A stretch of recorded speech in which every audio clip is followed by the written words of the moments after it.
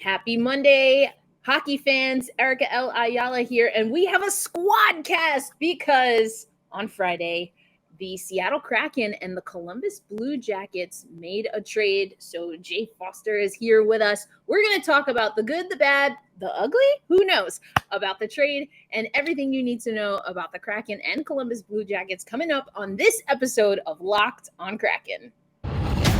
You are Locked on Kraken, your daily podcast on the Seattle Kraken, part of the Locked On Podcast Network, your team every day. We are the Seattle Kraken.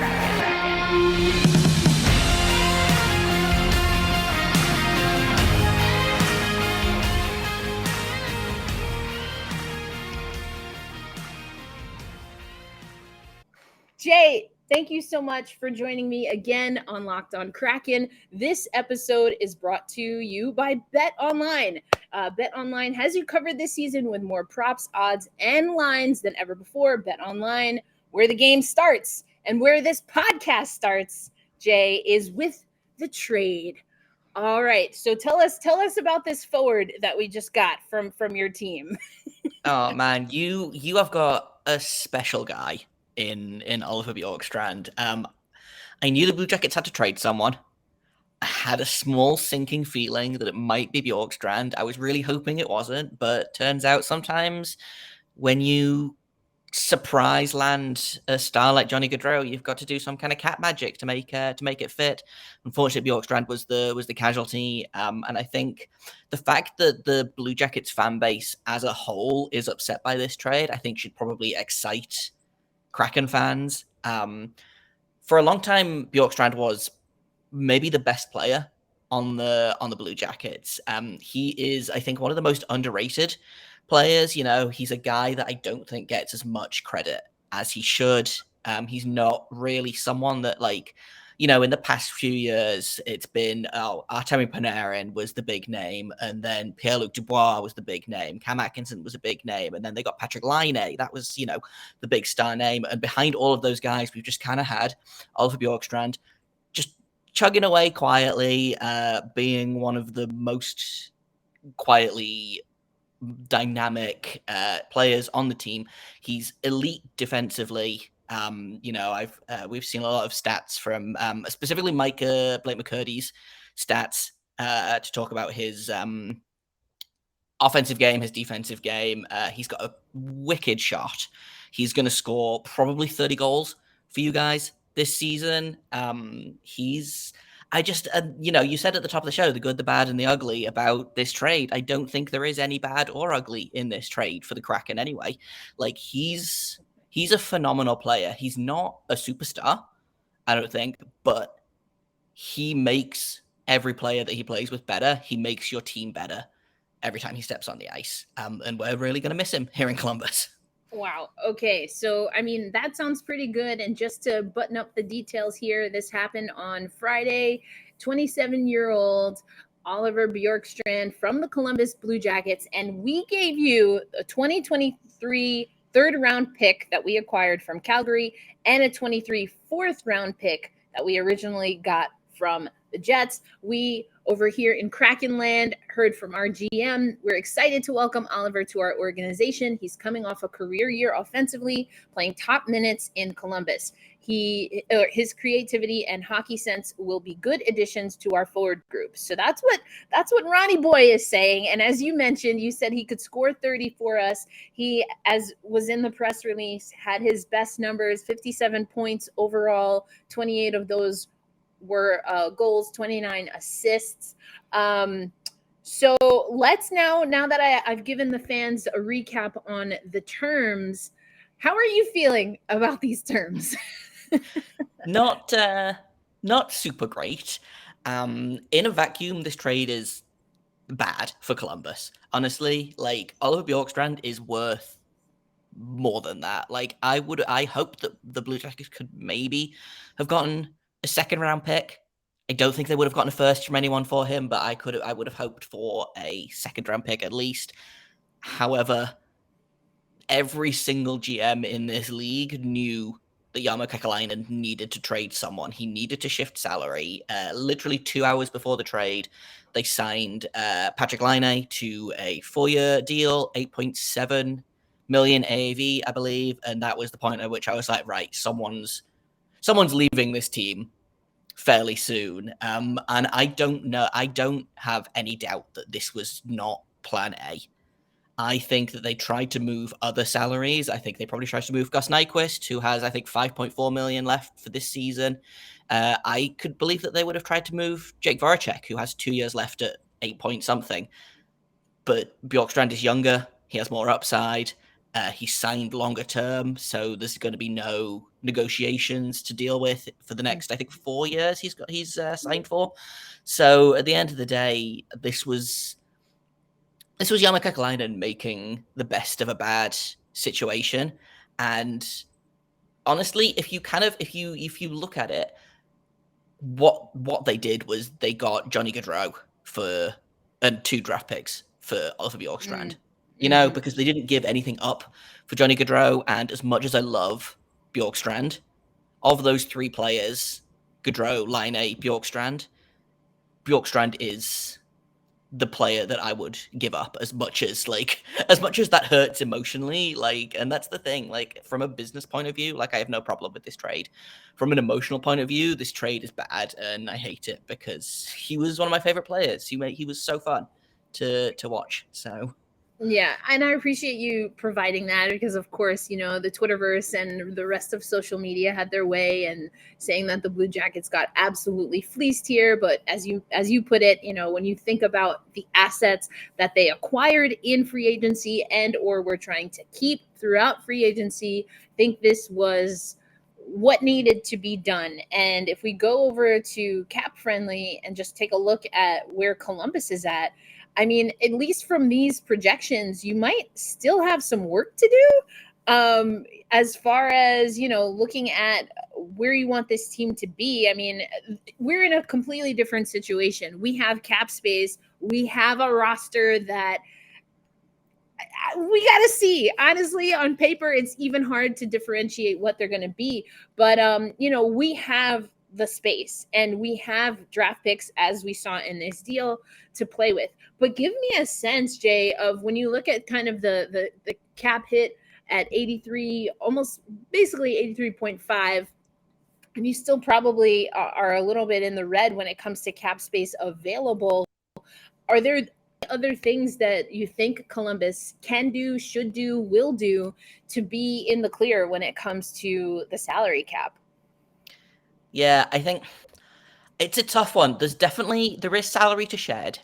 So this cap number up here, it looks like we're just under $1 million over the cap at the minute. However, that is including there are 3 goalies on the roster right now, including Daniil Tarasov, who's probably going to get sent down. He's making about $1 million this next season, so there's $1 million gone off the cap. And I believe, I haven't counted, but there are, I think, 16 forwards currently in that cap hit.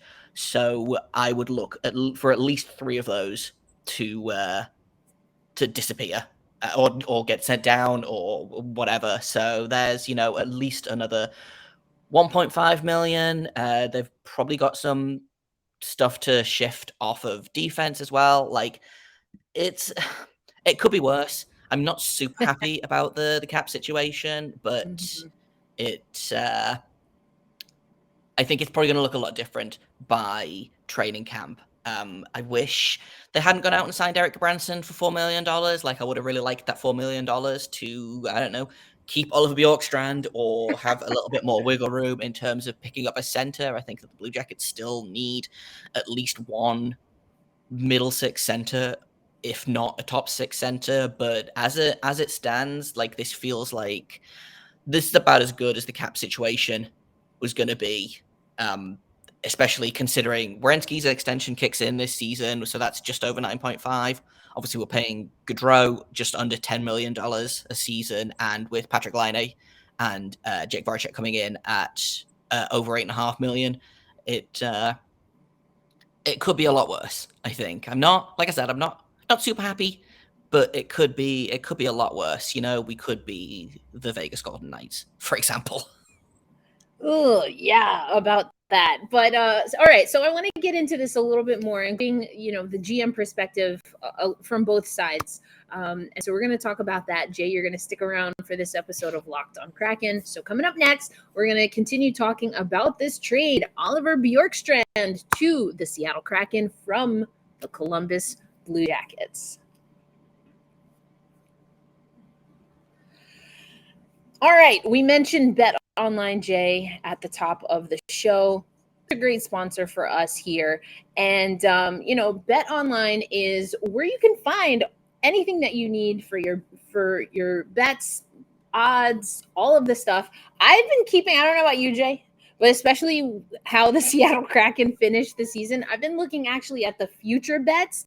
And after getting Shane Wright in the draft, we moved up a whole spot. So we are not second to last in the Stanley Cup odds anymore.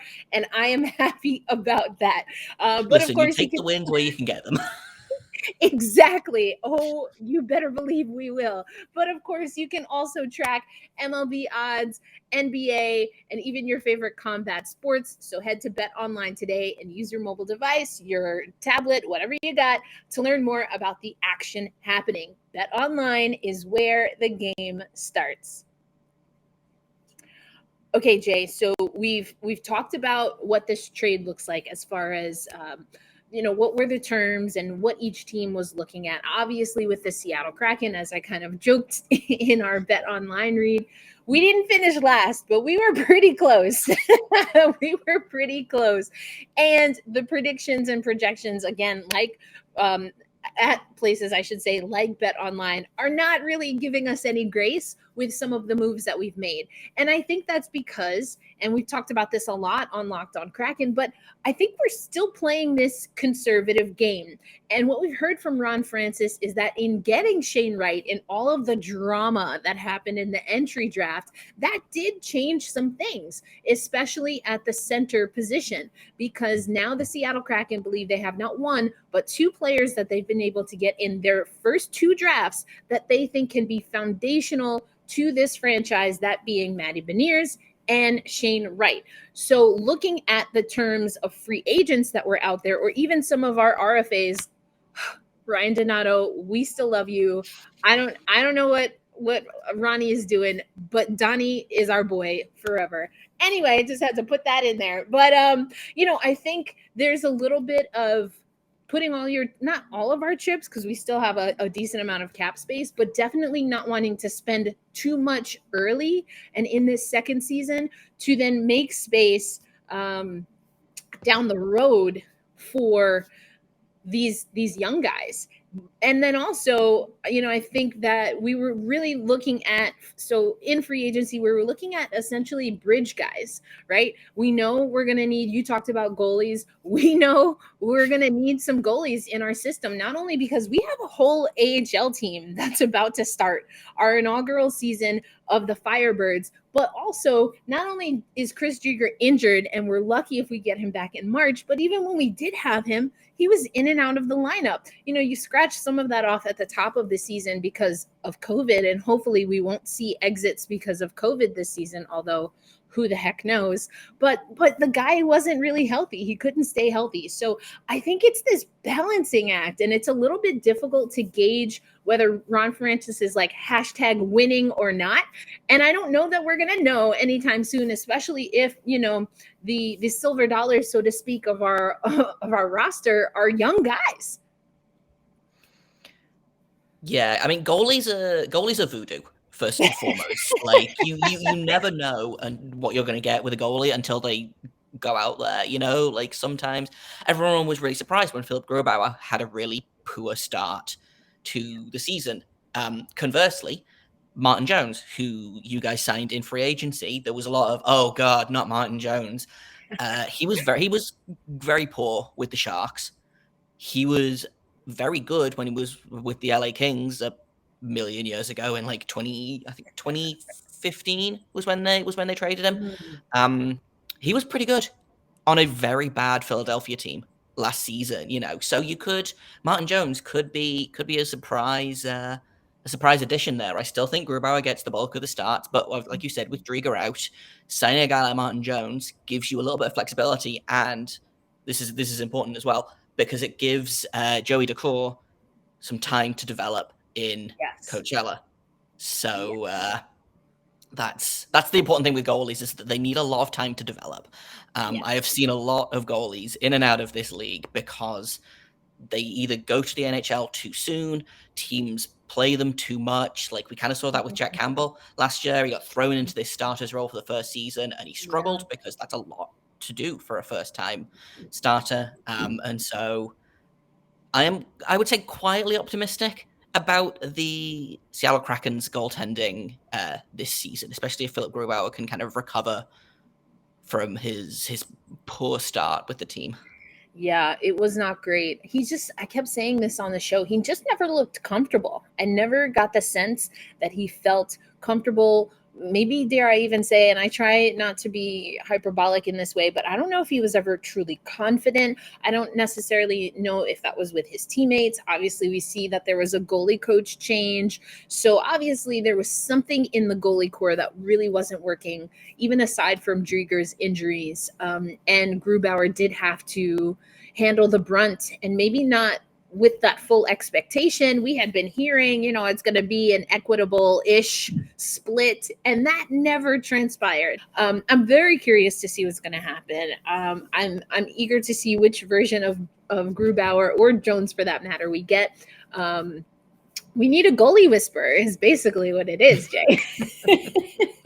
Yeah, it's important. Goalies are like very fragile baby animals.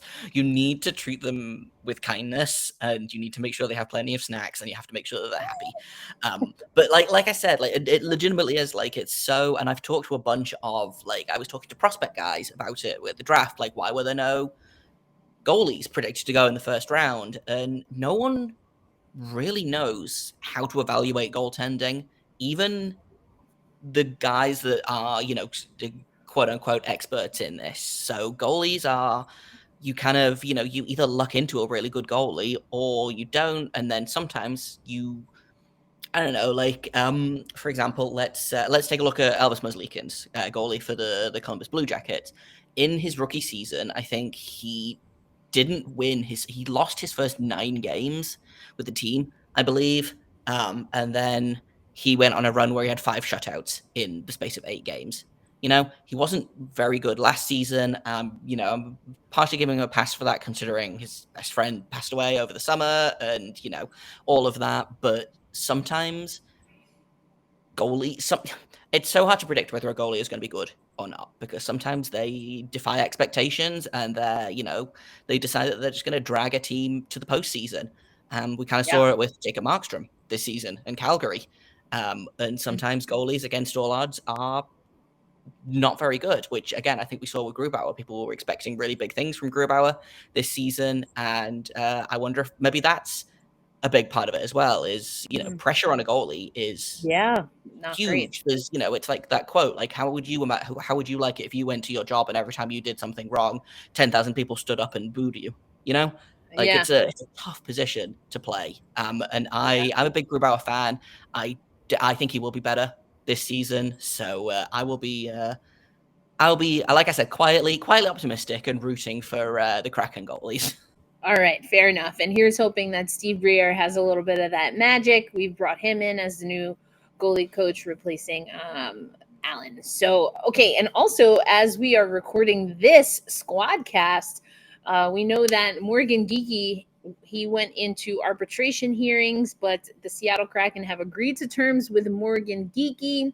He will re-up on a 1-year contract, 1.4 million AAV is what we're getting there. I don't have anything against Morgan Geekie, but if he and Ryan Donato were sitting on a shelf and I had the choice between the two, I personally would pick Donato, but Ron Francis told us they didn't want to go into arbitration with Donato. They did with Geekie, and so he's around for at least 1 more year.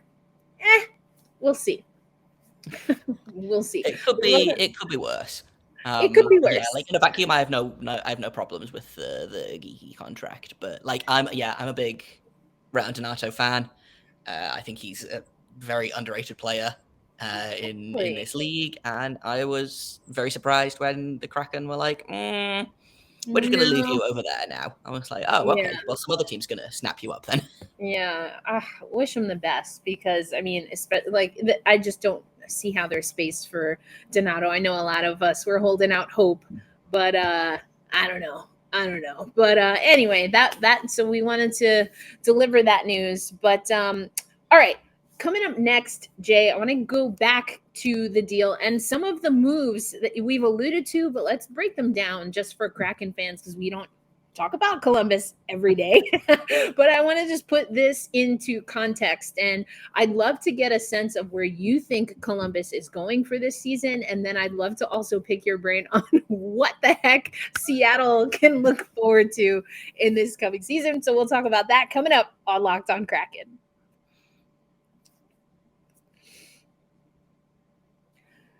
All right, Jay, we're back for our final period of Squadcast podcast here. We've been talking, of course, about the trade between our two teams, Oliver Bjorkstrand for a 3rd and 4th round pick in 2023. Seattle Kraken, like a bag of Skittles, had a bunch of picks to deal out. Definitely a family-sized bag of picks we've had. And we saw that they made some moves on draft day. And then, of course, in this trade. But so set us up, Jay, or walk us through how this was even a possibility for us as Kraken fans to have someone who is beloved like Bjorkstrand, who we see in a lot of the reporting coming from Columbus beat reporters. I mean, I'm looking at an article from The Athletic right now, and every report is that this was a difficult move, but a move that had to be made. So what exactly does that mean? Yeah. First up, in terms of the Skittle draft picks, I just counted, even after those two, the Kraken still have 11 draft picks next year, which seems that's a bonkers amount. No wonder they were just like, hey, here, have a bunch of draft picks. We don't want them. Exactly. But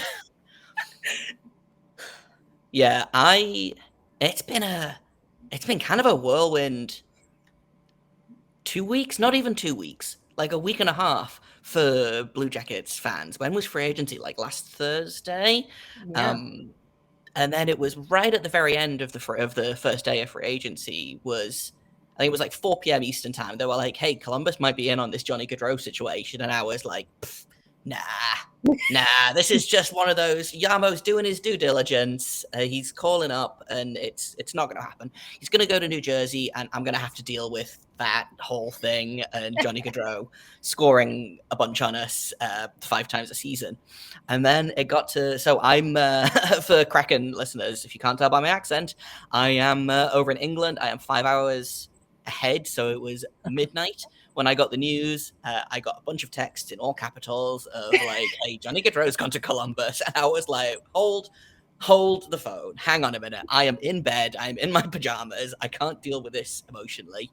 But it looks like Johnny Gaudreau wanted to go here. He wanted to come to Columbus, which is something that we're not super used to. That's been the narrative, has been stars don't want to go to Columbus. If they end up in Columbus, they don't want to stay there. Like I talked at the top of the show about Artemi Panarin, about Pierre-Luc Dubois. We have this reputation as a team that can't keep hold of its stars. Oh, I was kind of like, it sure would be nice to get Johnny Gaudreau, but it's not going to happen. And it feels important for more than the on ice product of this team. Like I've talked to a bunch of people, like this feels like it's altered something in the franchise. It's altered something in people's perception of the franchise, because now and I've seen a lot of people being like, man, I can't believe Columbus got Johnny Gaudreau, with that, like, you can read the disdain in the tweets, the way that they say Columbus. But yeah, he wanted to come here. He wanted to play in Columbus. And I think a lot of people around the league have looked at that and gone, well, there must be something about Columbus And I think part of it was probably, hey, come and play with Patrick Laine and rack up 90 assists next season, passing to him. I feel like that was a big draw. It's close enough to his family, but not too close, which I think is something that everyone can relate to, wanting to be close to your family, but not close enough that they come around for dinner every Friday night.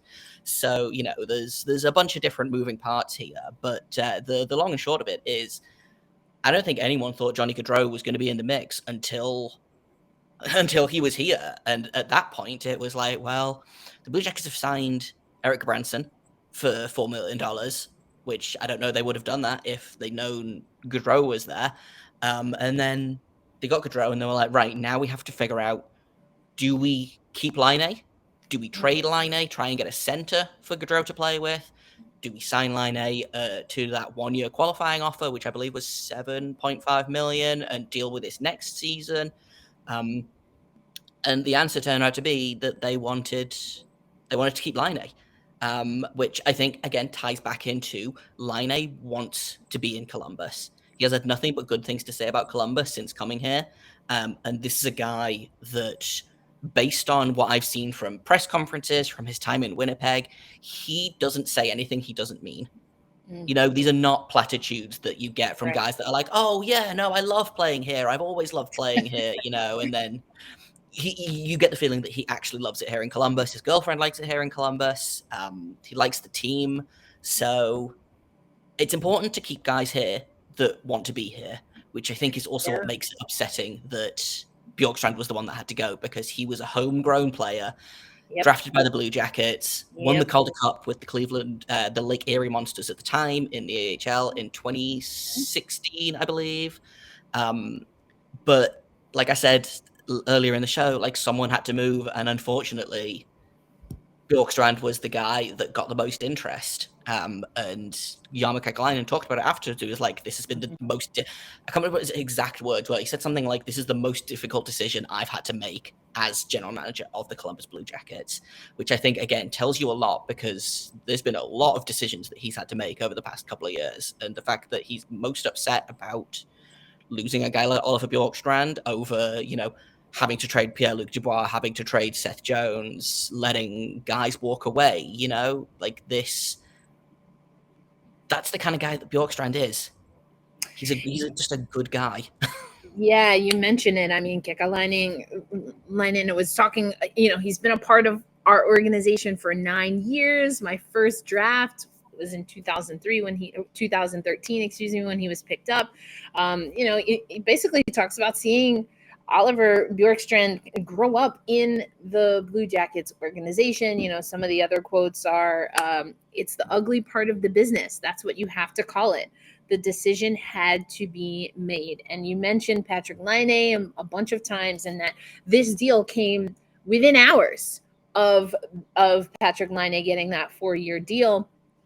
And as you talked about earlier on the podcast, also, that there is time to settle any of the overage on the cap hit for the Blue Jackets, but the Blue Jackets didn't really want to wait and wanted to start getting things in motion. And again, it looks like, according to CapFriendly, there might still be a few things that they have to figure out to be cap compliant, but this is a big one. And it's the power was essentially in the hands of the teams that had cap space available. And the Seattle Kraken, in a big way, were players in that market.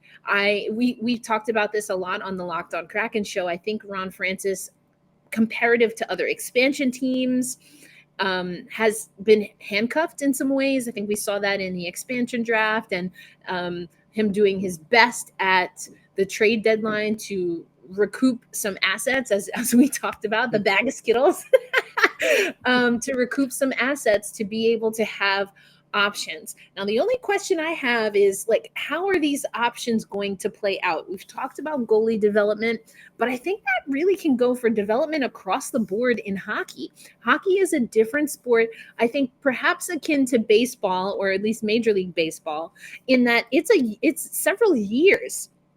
You're investing, when you take a draft pick, you're investing years on this player.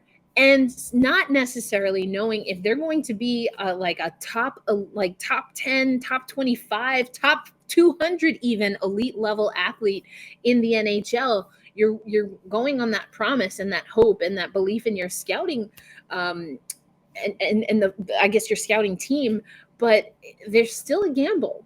I mean, there are already questions that we're hearing about Shane Wright and his attitude, which I've talked about this multiple times on Locked On Kraken. Does he have an attitude? Maybe he does. But honestly, if we're giving demerits for a teenager with a bad attitude but can't fix other parts of hockey culture, like, miss me with all of that.